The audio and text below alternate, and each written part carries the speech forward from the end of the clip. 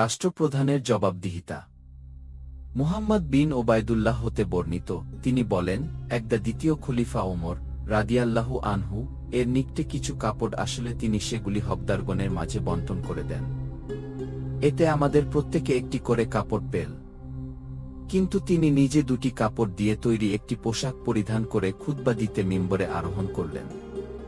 কিন্তু শ্রোতাদের অন্যমনস্কতা লক্ষ্য করে তিনি জিজ্ঞাসা করলেন, হে লোকসকল, তোমরা কি আমার কথা শ্রবণ করছ না? এমতাবস্থায় বিখ্যাত সাহাবী সালমান ফারেসি রাদিয়াল্লাহু আনহু উঠে দাঁড়িয়ে বললেন, জি না, আমরা শ্রবণ করব না। ওমর রাদিয়াল্লাহু আনহু বললেন, কেন হে আবু আব্দুল্লাহ? তিনি বললেন, আপনি আমাদেরকে একটি করে কাপড় দিয়েছেন, অথচ আপনি পরিধান করেছেন দুই কাপড়ের বড় পোশাক। ওমর রাদিয়াল্লাহু আনহু বললেন, ব্যস্ত হজ না হে আবু আব্দুল্লাহ।